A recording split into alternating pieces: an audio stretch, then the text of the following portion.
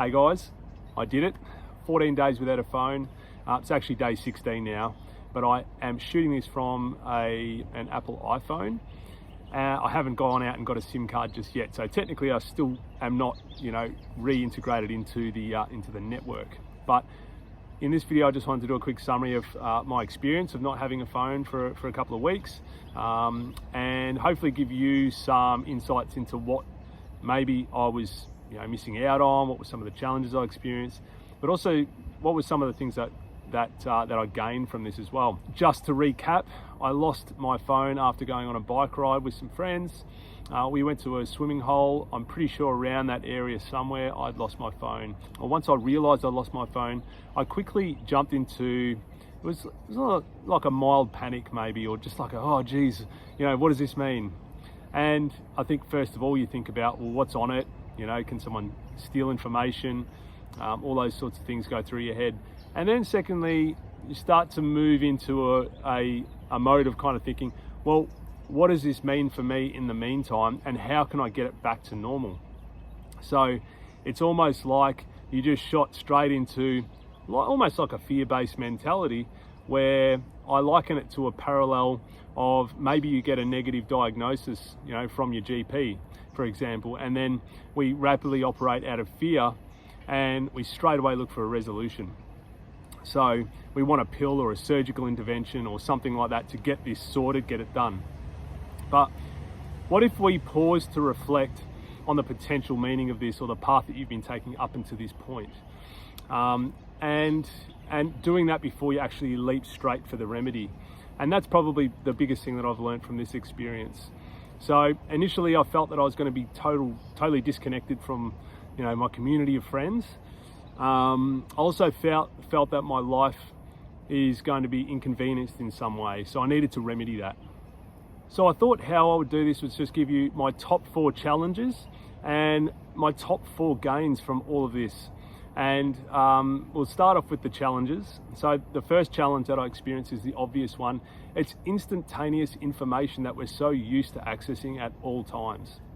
So for me, I was really starting to integrate my life into my calendar online.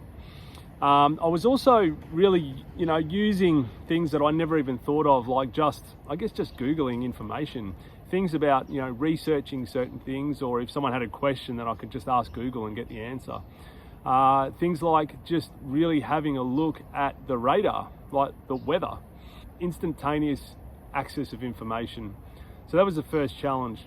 The second challenge was obviously messages and contacts. So I could check on my computer still because I had integrated iMessage previously, so I was able to access certain messages on the computer, but then I was met with some headwinds, as I explained in my second video, which was that if I have friends that aren't on iMessage, then I was unable to get that information. And same with WhatsApp or Signal or any other app. If you haven't integrated into your computer yet, then you're not going to be able to access it. So then that brought up things like, oh, well, who's been trying to call me? Who's been trying to contact me? And then I found out several days later that there has been a few people that have thought that I'd just literally fallen off a cliff somewhere. So it was more their issue rather than my issue. And I know that sounds a bit selfish, but I'll come to at the end to maybe cover over that as well.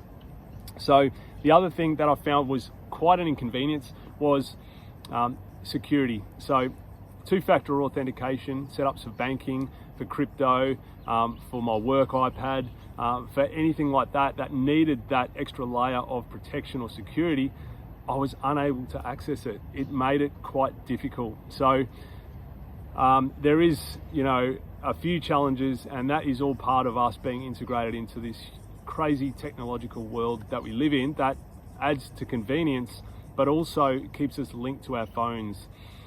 So other basic things like, your camera, your torch, that was something I actually missed. Clock, just having a clock. I don't have a watch, I don't wear a watch. So, I found myself just roughly estimating times. I wasn't exactly looking at building sundials or anything like that, but another thing was maps. So obviously Google Maps and things like that, not able to access it. So positives, what are the top 4 positives that I experienced. Ironically, instantaneous information access and not having that access to it actually became a positive for me. And I know it sounds silly, but it really just got me to just relax a little bit more into knowing that I don't know the answer. And maybe I can find it from somebody rather than, from the web off, Siri or whatever you normally do to get your information from. So it forced me to carry a notepad around, get a little bit old school with how I operate, and that's fine. In the end, that ended up being quite a big positive. Remember, I liken it to, remember at school when, well, in my generation anyway, when you're at school and calculators were a big no-no. That's how it feels. It's like, well, no, you need to really work this out yourself. So the same applies. So when we talk about not being able to contact certain people or other people not being able to contact me, I was actually able to live life on my terms. And although I had the luxury of being able to do this right now, it actually gave me a lot more clarity in terms of how I can structure and set up my day without any distractions from other people. It really, really helped clear my mind and helped me to clear a path as to what I need to do for the day and not be distracted and taken down a little path of maybe some content that somebody sent me, and then I start going down that path. So one of the big benefits that is never thought of, and I believe that this is an issue in humanity right now, is something that I just named micro moments.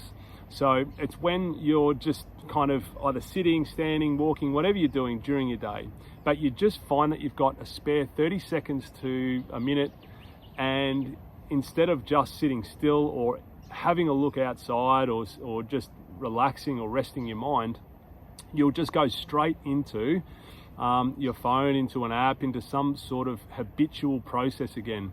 So I'm not able to do that without a phone. So instead, you might just find yourself spending more time kind of just relaxing for that minute or 30 seconds, or just, allowing your mind to actually reboot a little bit rather than just get thrown straight into more information.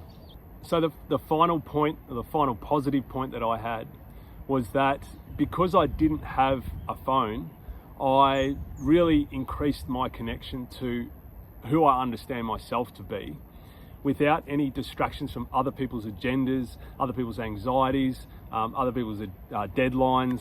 And so because I don't have that influence, then I'm able to say, no to things. And when you say no to things, it really actually kind of feels empowered. It makes you feel like you're owning, yourself, your reality. Well, that's kind of how it felt like on a grand scale. So I believe that by doing that, we're actually defending our own authenticity in a way. We're not allowing kind of certain people or influences outside of us that maybe affect us negatively enter into our field of view.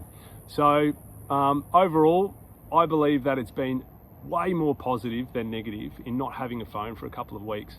Now, I know that this is not practical for everyone. It's certainly not something that a lot of people can do because of their vocation or because of their situation, or things like, safety, and you just want to make sure that you're connected in case something happens on the road, or, if you're out going for a jog or whatever. But one thing I would recommend is to maybe, if you go on a holiday or if you've got scheduled a holiday, to just leave the phone. Maybe just leave it completely, or turn it on to airplane mode, or whatever you need to do, just for a couple of days. For me, I felt that the reset kind of happened over about a 48-hour period where I wasn't desiring information, wasn't desiring certain applications or content anymore.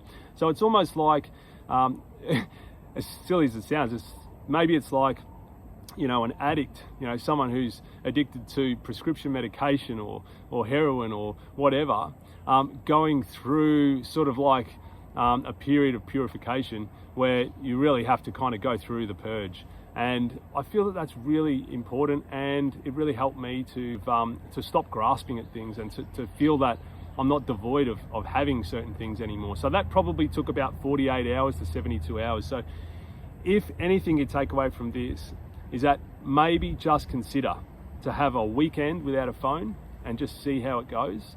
it might really help you to be more connected with your family, your kids, your wife, your partners, whoever, and it might help you to be more present.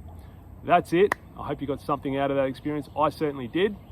So have a great day, everyone, and I'll catch you guys soon. See ya.